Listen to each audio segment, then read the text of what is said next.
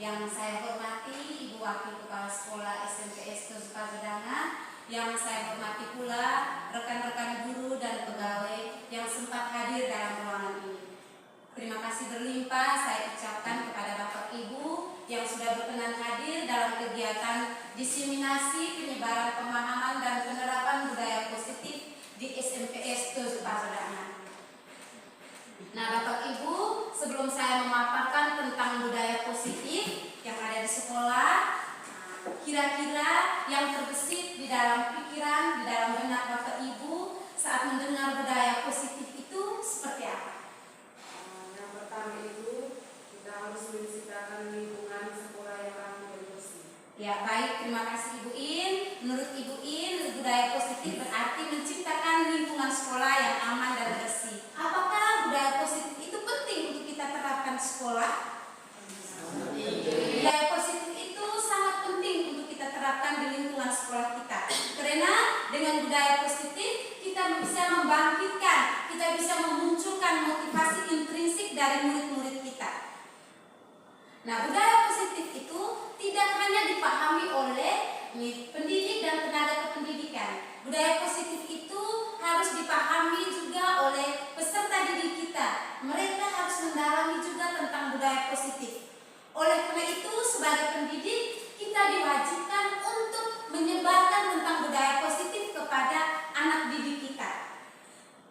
Nah, salah satu cara kita untuk menyebarkan budaya positif kepada anak didik kita itu dengan tingkah laku dan perkataan kita selama kita itu berada di lingkungan sekolah. Karena sebagai pendidik kita menjadi teladan bagi anak didik kita. Contohnya, misalnya kita ingin datang ke sekolah itu, siswa itu harus tepat waktu. Supaya siswa tepat waktu, kita sebagai pendidik, kita sebagai guru menunjukkan teladan bahwa bagaimana kita itu harus datang ke sekolah tepat waktu. Jangan kita tiap hari kita terlambat, terus kita mengharuskan anak didik kita itu datang tepat waktu. Berarti kita tidak memberikan teladan yang baik buat anak didik kita. Contoh yang kedua, kita ingin lingkungan sekolah kita itu bersih. Nah, sebagai guru kita harus menunjukkan bagaimana cara supaya lingkungan sekolah kita itu bersih. Dan contoh yang terakhir yang bisa saya jelaskan di situ itu bagaimana kita bisa menciptakan lingkungan belajar yang aman, yang nyaman dan menyenangkan bagi siswa di kelas. Salah satunya itu kita harus menggunakan model-model pembelajaran yang berpihak pada murid. Model pembelajaran yang berpihak pada murid itu bisa membuat peserta didik kita itu bisa berpikir lebih kritis. Mereka bisa kreatif. Mereka juga di sini menuntun peserta didik kita itu untuk aktif, sehingga kita bisa menghasilkan peserta didik yang berkualitas, peserta didik yang berakhlak mulia. Nah, teman-teman, untuk tidak memperpanjang waktu, kita langsung masuk dengan pemaparan materi tentang budaya positif. Yang pertama, pengertian. Budaya positif itu merupakan nilai-nilai atau keyakinan-keyakinan dan kebiasaan-kebiasaan di sekolah yang berpihak pada murid agar murid dapat berkembang menjadi pribadi yang kritis, kreatif, berakhlak mulia, bertanggung jawab dan berbudi pekerti luhur. Konsep-konsep inti budaya positif yang pertama itu disiplin positif dan nilai-nilai kebajikan. Yang kedua, teori motivasi, hukuman, konsekuensi dan restitusi. Yang ketiga, segitiga restitusi. Yang keempat, keyakinan sekolah atau keyakinan kelas. Yang kelima, kebutuhan dasar manusia. Dan yang terakhir, posisi kontrol guru. Ya, yang pertama disiplin positif dan nilai-nilai kebajikan. Dalam budaya kita, kata disiplin dimaknai menjadi sesuatu yang dilakukan seseorang pada orang lain untuk mendapatkan kepatuhan. Kebanyakan orang akan menghubungkan kata disiplin dengan kata tertib, teratur, dan kepatuhan pada peraturan. Sebenarnya Bapak Ibu guru hebat, setiap orang itu kita tidak mempunyai hak untuk mengatur anak didik kita atau murid kita untuk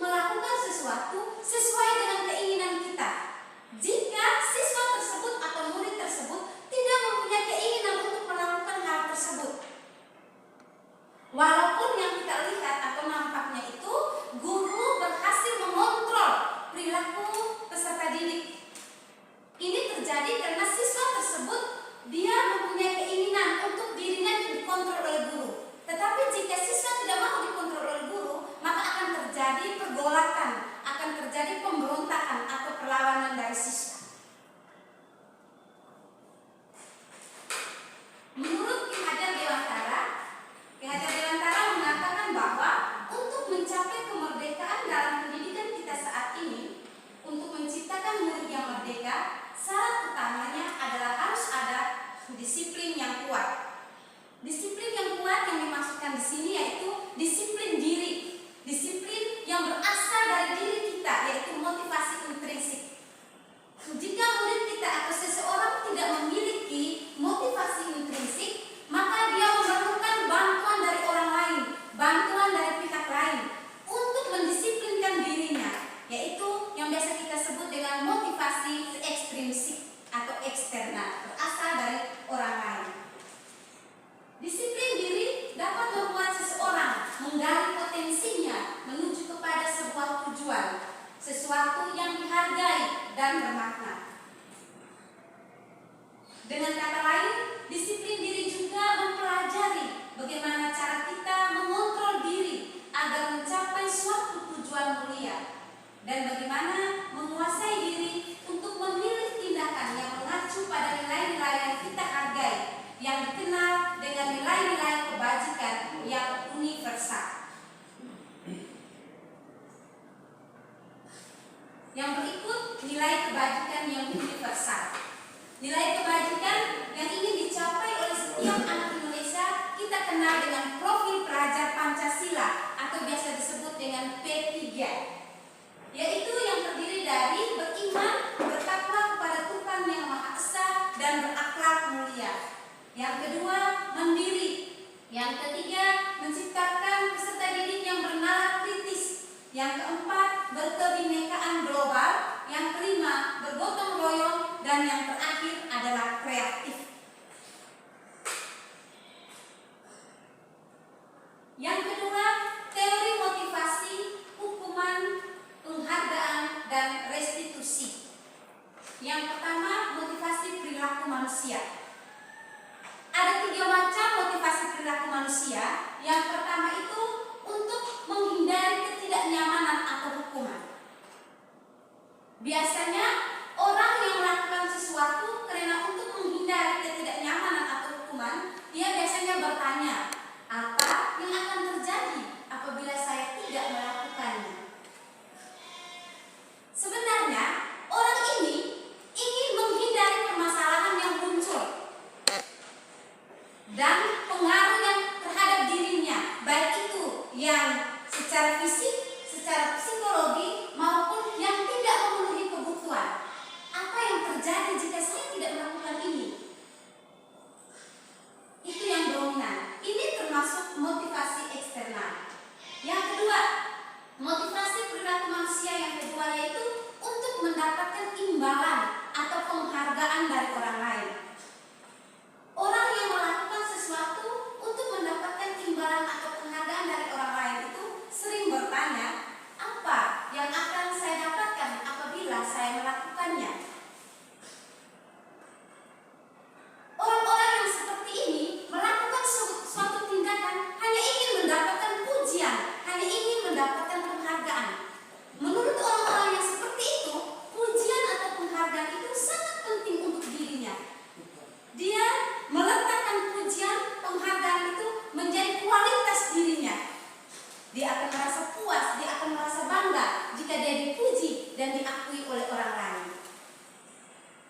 Motivasi perilaku manusia yang ketiga yaitu menjadi orang yang diinginkan dan menghargai diri sendiri. Orang-orang seperti ini akan bertanya, saya akan menjadi orang yang seperti apa bila saya melakukannya? Nah, motivasi perilaku yang ketiga inilah yang bisa menciptakan disiplin positif pada diri seseorang. Karena motivasi perilaku ini merupakan motivasi yang berasal dari dirinya sendiri. Dia ingin melakukan suatu kebaikan bukan karena paksaan, bukan karena ingin mendapatkan hadiah atau imbalan, tetapi karena dia sadar, dia meyakini dan dia menghargai dirinya sendiri. Jadi kita diminta untuk melakukan suatu perbuatan karena motivasi perilaku yang ketiga tadi, yaitu ingin menjadi orang yang diinginkan dan menghargai diri sendiri. Motivasi ini termasuk motivasi internal. Yang berikut, hukuman, konsekuensi, dan restitusi. Ya, mungkin Bapak Ibu pernah dengar dan pernah berbuat tentang apa itu, tentang hukuman, tentang konsekuensi, dan restitusi. Saya akan mengulanginya sedikit tentang itu pengertiannya. Restitusi itu merupakan proses kolaboratif yang mengajarkan murid untuk mencari solusi untuk masalah mereka, memperbaiki diri mereka, dan membantu murid berpikir tentang orang seperti apa yang mereka inginkan dan bagaimana mereka harus memperlakukan orang lain, bagaimana mereka bertindak kepada orang lain yang telah membuat kesalahan kepada mereka, ataupun mencari jalan keluar atas kesalahan yang mereka buat. Yang berikut, hukuman. Hukuman ini hampir kalau kita sadar bersama bahwa kita, Bapak Ibu guru, khususnya kita yang ada di Flores, itu sering memberikan hukuman kepada peserta didik kita. Hukuman itu bisa berupa hukuman fisik atau psikis. Yang berikut, konsekuensi. Biasanya itu sudah disepakati bersama oleh guru dan murid, namun murid tetap merasa tidak nyaman untuk jangka waktu yang pendek. Nah, Bapak Ibu, hukuman itu biasanya tidak terencana dan terjadi secara tiba-tiba. Anak tidak tahu apa yang akan terjadi dengan dirinya. Kita sebagai guru, kita yang memberikan hukuman, dan peserta didik kita, murid-murid kita yang menjalani hukuman tanpa dilakukan kesepakatan terlebih dahulu. Nah, hukuman tadi sudah dijelaskan bahwa itu dapat berupa fisik dan psikis atau hukuman verbal. Yang berikut, konsekuensi. Konsekuensi itu berbeda dengan hukuman. Kalau konsekuensi itu sudah terencana, kita sudah membuatkan perencanaan, kesepakatan, dan disetujui baik oleh guru maupun oleh siswa. Nah, siswa itu sudah tahu bahwa akan mendapatkan konsekuensi jika dia membuat pelanggaran. Yang berikut, penghargaan. Penghargaan itu bisa berjalan dengan baik jika murid atau siswa kita melakukan apa yang kita inginkan. Tetapi Bapak Ibu, ini seharusnya itu penghargaan tidak dilakukan atau tidak diberikan secara terus-menerus kepada siswa kita, karena nanti siswa kita itu melakukan sesuatu itu dia merasa karena dihargai. Tetapi jika kita tidak memberikan penghargaan, maka dia akan malas, dan ini akan mematikan motivasi intrinsik dari siswa itu sendiri. Hukuman itu membuat siswa ini masuk ke dalam identitas gagal. Sedangkan kalau identitas sukses itu di situ ada konsekuensi dan restitusi. Ini merupakan contoh kedisiplinan yang bisa kita berikan kepada murid. Hukuman itu sesuatu yang menyakitkan dan harus terjadi. Sedangkan konsekuensi sesuatu yang harus terjadi. Restitusi merupakan pilihan. Jika kita memberikan hukuman, siswa akan merasa tidak nyaman untuk jangka waktu panjang. Sedangkan konsekuensi dia tidak nyaman, tetapi dalam jangka waktu yang pendek. Sedangkan restitusi itu menguatkan siswa dalam jangka waktu yang panjang. Hukuman yang kita berikan akan membuat murid atau anak kita tersakiti.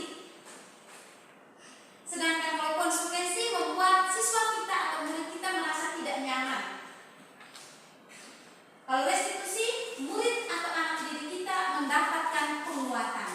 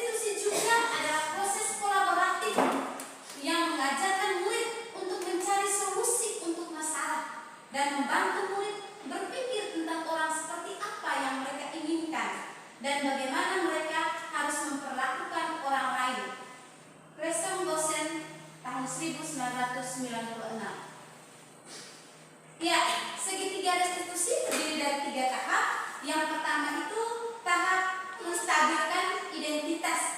Yang kedua, validasi tindakan yang salah. Yang ketiga, menanyakan keyakinan. Yang pertama, menstabilkan identitas. Kita semua akan melakukan yang terbaik yang bisa kita lakukan. Berdasarkan prinsip membuat kesalahan adalah bagian dari proses pembelajaran, menggeser identitas gagal ke identitas sukses. Yang kedua, validasi tindakan yang salah. Sebagai guru, kita mengarahkan siswa untuk mencari solusi, bukan mencari siapa yang salah dan benar. Dan juga pada saat validasi tindakan yang salah, kita meyakini siswa bahwa apa yang dia lakukan itu pasti punya alasan. Karena setiap orang melakukan sebuah tindakan itu ada alasan dan tujuannya. Tahap yang ketiga yaitu menanyakan keyakinan. Karena semua orang memiliki motivasi internal. Kita bertanya kepada siswa, keyakinan kelas atau peraturan yang mana yang sudah kalian langgar atau yang sudah Anda langgar. Setelah kita tanya, bagaimana jalan keluarnya atau bagaimana solusi dari masalah tersebut. Kita sebagai guru, kita tidak memberikan jalan keluar, tetapi siswa tersebut yang memberikan jalan keluar dari masalahnya yang dia buat tadi. Jadi, karena kita yakin bahwa setiap siswa atau setiap murid kita memiliki motivasi internal. Yang berikut, yang keempat, keyakinan kelas. Nah, Bapak Ibu, mungkin selama ini kita sudah mendengar tentang keyakinan kelas, kesepakatan kelas. Sedangkan untuk peraturan-peraturan kelas atau tata tertib itu sudah hampir hilang ya dari pendengaran kita. Nah, Bapak Ibu, mengapa tidak peraturan saja tetapi harus menggunakan keyakinan kelas? Seseorang akan lebih tergerak dan bersemangat untuk menjalankan keyakinannya yang dibuat oleh dirinya sendiri daripada hanya sekedar mengikuti serangkaian peraturan tertulis tanpa bermakna. Murid-murid pun demikian, mereka perlu mendengarkan dan memahami arti sesungguhnya tentang peraturan-peraturan yang diberikan. Apa nilai-nilai kebajikan di balik peraturan tersebut? Apa tujuan utamanya? Dan menjadi tidak tertarik atau takut sehingga hanya sekedar mengikuti serangkaian peraturan-peraturan yang mengatur mereka tanpa memahami tujuan mulianya. Keyakinan sekolah atau kelas berupa nilai-nilai kebajikan universal yang disepakati bersama antara guru dan murid. Yang berikut, pernyataan keyakinan kelas senantiasa dibuat dalam bentuk kalimat-kalimat yang positif. Misalnya, jangan membuang sampah. Kita jangan menggunakan kata kalimat yang negatif, kata jangan tadi itu jangan digunakan, tetapi kita menggunakan kalimat yang positif, membuang sampah pada tempatnya.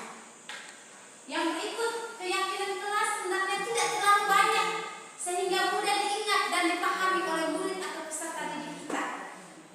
Yang keempat, keyakinan kelas sebaiknya sesuatu yang dapat diterapkan di lingkungan tersebut. Jangan kita membuat keyakinan kelas itu yang orang bilang menghayal terlalu tinggi, sesuatu yang tidak bisa kita gapai, sesuatu yang tidak bisa kita capai. Kita membuat keyakinan kelas itu yang sesuai dengan kemampuan kita.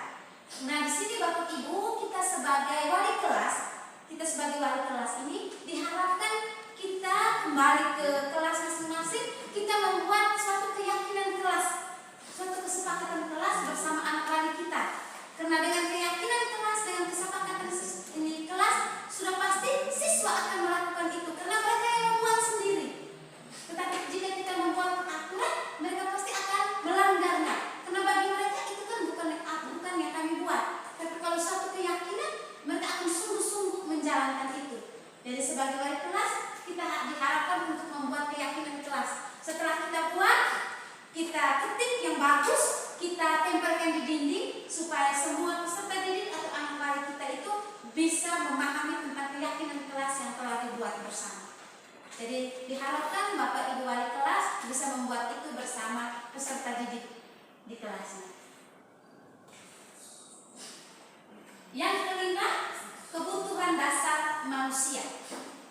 Ada 5 kebutuhan dasar manusia manusia sehingga dia bisa melakukan suatu tindakan atau perilaku. Yang pertama itu kebutuhan untuk bertahan hidup. Yang kedua, cinta dan kasih sayang. Yang ketiga, kebebasan. Yang keempat, kesenangan. Dan yang terakhir, penguasaan atau kekuasaan.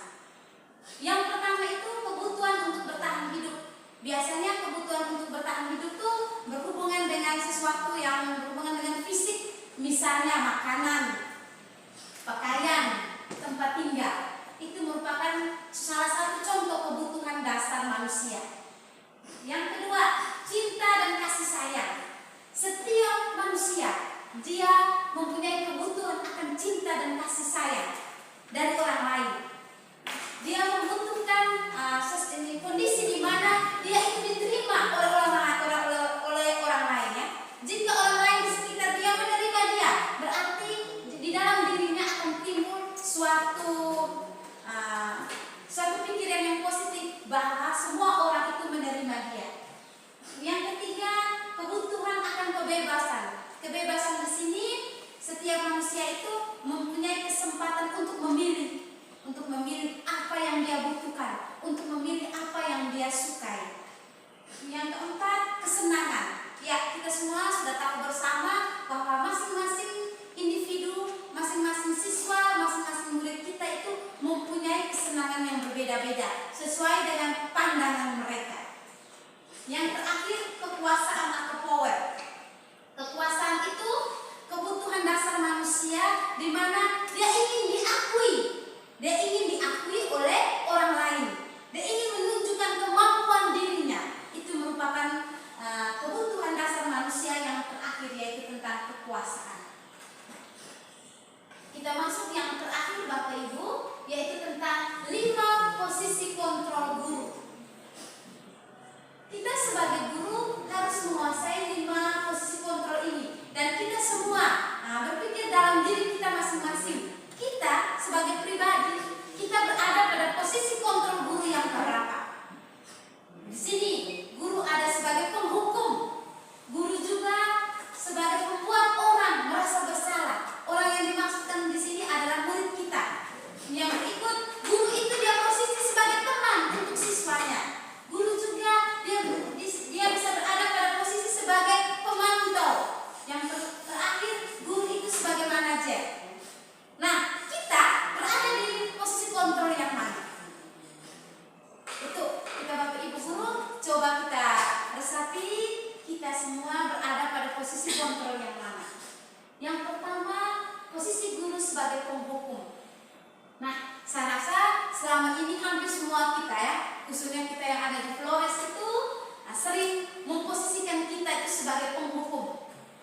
Jika siswa kita melanggar peraturan atau membuat kesalahan, kita selalu memberikan hukuman kepada mereka. Karena kita berpikir bahwa hukuman ini merupakan tindakan kedisiplinan yang paling bagus untuk kita terapkan di anak didik kita. Karena ini dengan hukuman siswa itu akan dengan cepat untuk mematuhi peraturan yang kita buat. Tetapi Bapak Ibu perlu diketahui bahwa posisi penghukum itu tidak bagus. Posisi penghukum itu hanya membuat siswa itu menaati peraturan atau menaati keyakinan, kesepakatan itu hanya di depan kita. Tetapi di belakang kita mereka akan melakukan hal yang lain lagi. Dia itu bertahan itu hanya sebentar. Jadi untuk posisi penghukum itu tidak dianjurkan untuk kita sebagai bapak dan ibu guru di zaman ini ya. Yang berikut, posisi kontrol guru sebagai pembuat orang merasa bersalah.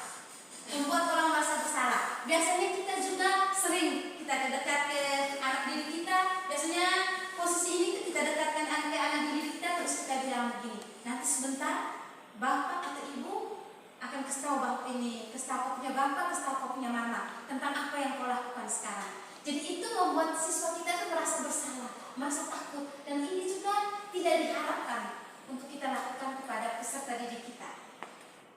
Yang ketiga, posisi guru sebagai teman untuk siswanya atau untuk muridnya. Nah, Bapak Ibu, untuk posisi yang ketiga ini dia punya dampak yang positif dan negatif. Kita posisikan diri sebagai teman mempunyai dampak positif, yaitu anak murid menjadi dekat dengan kita. Mereka menjadi dekat dengan kita,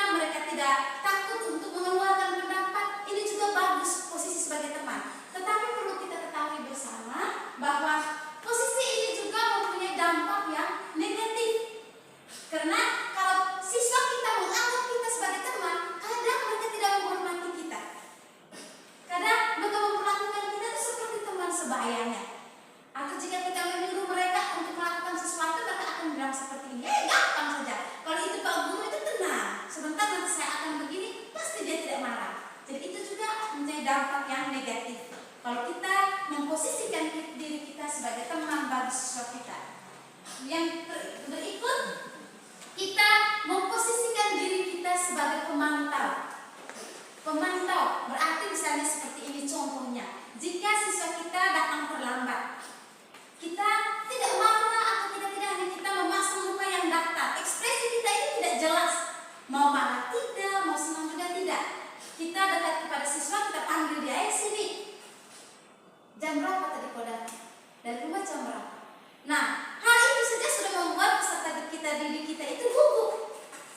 Terus, kenapa kau datang terlambat? Sudah tahu sekolah pagi, kenapa tidurnya terlambat? Nah, pertanyaan-pertanyaan itu bisa membuat siswa kita itu tertekan tanpa kita sadar. Terus yang terakhir, posisi guru sebagai manajer. Nah, Bapak Ibu, posisi guru sebagai manajer inilah yang disarankan untuk kita. Sebagai manajer, kita memperlakukan murid itu, kita tadi seperti yang sudah dijelaskan di awal, kita menggunakan segitiga restitusi. Saat siswa melakukan kesalahan, kita tidak langsung menyalahkan dia. Kita langsung tidak menyalahkan dia atau menasihati dia, tidak. Kita panggil siswa, kita cari dulu tentang, kita mengidentifikasi dulu masalah siswa tersebut. Kenapa dia seperti ini? Kita memberikan penjelasan kepada ini ya, kita menguatkan dia bahwa setiap manusia itu mempunyai kesalahan. Itu posisi sebagai manajer. Setelah kita mengarahkan ke dia, keyakinan kelas mana yang sudah kau buat. Kita meyakini dia bahwa memang kau punya alasan. Terus keyakinan kelas mana yang sudah kau buat? Apa yang harus kau lakukan dengan keyakinan kelas tersebut yang sudah kau langgar? Terus yang terakhir, kita menanyakan keyakinan kepada siswa, yaitu kita menanyakan solusi, jalan keluar dari masalah yang siswa buat tersebut. Nah, ini posisi kita sebagai manajer. Kita tidak langsung marah, kita tidak langsung memberikan hukuman atau memberikan nasihat, tetapi kita bersama siswa, kita mencari solusi.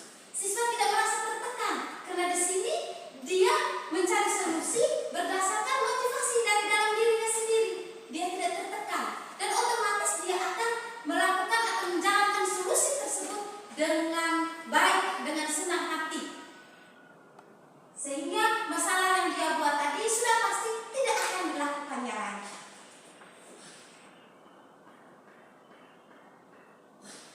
Jadi ini Bapak Ibu, 5 posisi kontrol guru sudah saya jelaskan tadi. Menghukum, membuat orang merasa bersalah, sebagai teman, pemantau, dan manajer. Untuk hasilnya, kalau kita posisikan posisi guru sebagai penghukum, itu siswa memberontak, menyalahkan orang lain, dan kadang dia berbohong. Karena dia takut kalau dia jujur, pasti dia mendapatkan hukuman. Terus yang berikut, membuat orang merasa bersalah. Hasilnya itu menyembunyikan atau menyangkal, dan juga dia masih berbohong. Yang berikut, posisi sebagai teman akan menjadi ketergantungan. Tadi seperti yang saya sudah jelaskan, dia akan menjalankan sesuatu jika guru tersebut yang suruh. Kalau orang lain atau guru yang lain, dia pasti akan membangkang. Jadi dia tergantung dengan guru yang dia anggap sebagai teman. Yang berikut, jika kita memposisikan diri sebagai pemantau, maka hasilnya peserta didik akan menyesuaikan diri bila diawasi. Tetapi kalau tidak diawasi, dia akan melakukan kesalahannya kembali. Dan terakhir, jika kita memposisikan diri sebagai manajer, itu akan menguatkan pribadi peserta didik. Karena posisi manajer adalah posisi yang paling ideal bagi seorang guru. Nah, itu saja Bapak Ibu.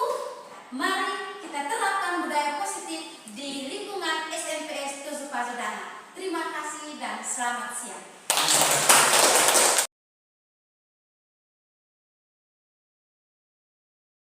Siang Bu. Iya, selamat siang Selin. Silahkan duduk. Terima kasih Bu. Iya, Selin, Ibu dengar bahwa tadi kamu punya masalah dengan teman-teman di kelas ya? Iya Bu, habisnya saya jengkel sama mereka, khususnya beberapa teman laki-laki. Kenapa jengkel? Mereka bermain di dalam kelas, berkejaran sambil pelemparan kertas. Kelas menjadi kotor, meja serta kursi pun menjadi tidak beraturan. Oh begitu, pantasan kamu marah. Jika ibu berada pada posisinya kamu, ibu tentu marah melihat hal seperti itu. Terus apa yang kamu lakukan ketika melihat teman-temanmu bermain tadi? Saya marah-marah Bu, saya mengamuk dan berkata kasar Pasti kamu punya alasan kan untuk melakukannya? Iya Bu, habisnya saya jengkel sekali sama mereka. Kita sudah bersusah payah membersihkan dan merapikan kelas, tetapi seenaknya mereka membuat kelas kotor dan tidak beraturan. Sebagai ketua kelas, saya tidak terima Bu. Iya, wajarlah karena kamu tidak suka melihat kelas yang kotor dan tidak beraturan. Ibu bangga dengan kamu yang sudah mau menegur mereka. Sebagai ketua kelas, kamu juga sudah bertanggung jawab untuk menjaga kerapian dan kebersihan kelas. Ibu senang karena kamu sudah